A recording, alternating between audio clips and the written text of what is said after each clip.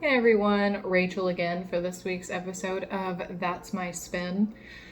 I'm here today to talk to you about Amigo the Devil, a horror murder folk artist who just absolutely fascinates me. His real name is Danny Carinos, and he has one full album out and a compilation album made up of 3 separate EPs, individually titled Manimals, Diggers, and Decompositions.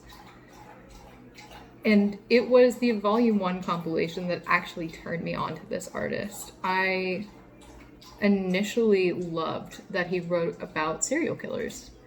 He is deeply interested in finding humor in the darkness and storytelling and trying to understand not feeling kindness towards other people and not being able to feel empathy towards other people.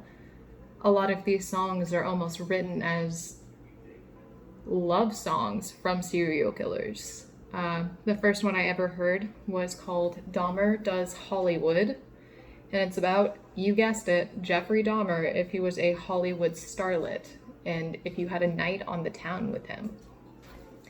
It's very interesting for me to see how he's grown from those EPs to his first full-length album, which is called Everything Is Fine. It came out in 2018, and it is so much more introspective and so deeply personal.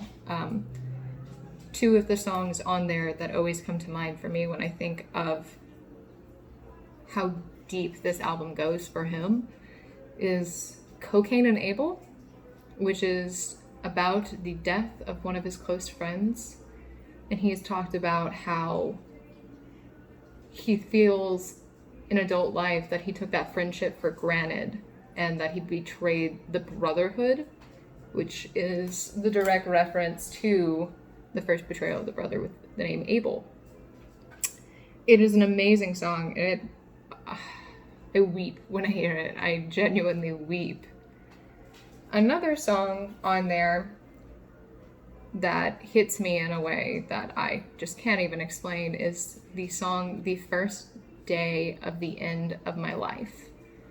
And it was never meant to be a song on the album. It was not written to be a song. It was actually written as a suicide note. He used to collect suicide notes from people's families, and he became super invested in them.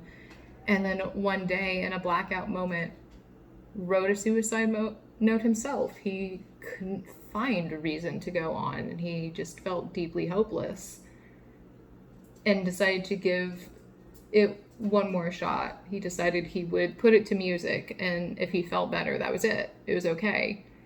And while he didn't feel better after doing this, he kind of realized, oh my God, I cannot be the only person who has ever felt this way or will ever feel this way. And if this piece of myself can touch just one person, it's kind of worth it to put it out there for the world to see.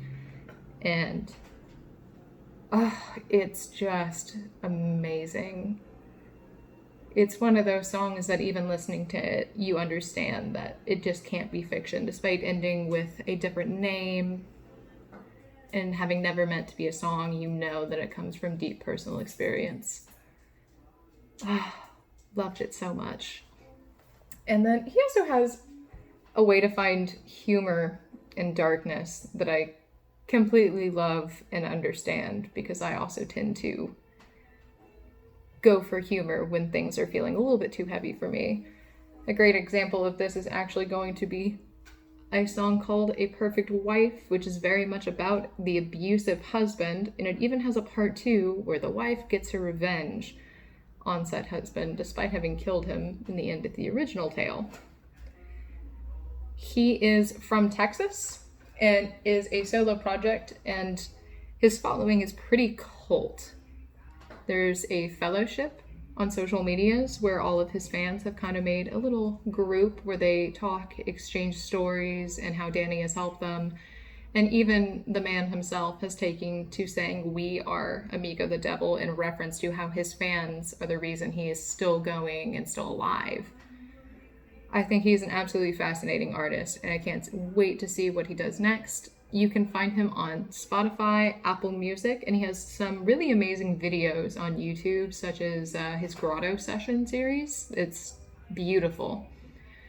I would say to check him out and keep watching, especially if you are into folk music and into dark subject matter. Have a great day, guys.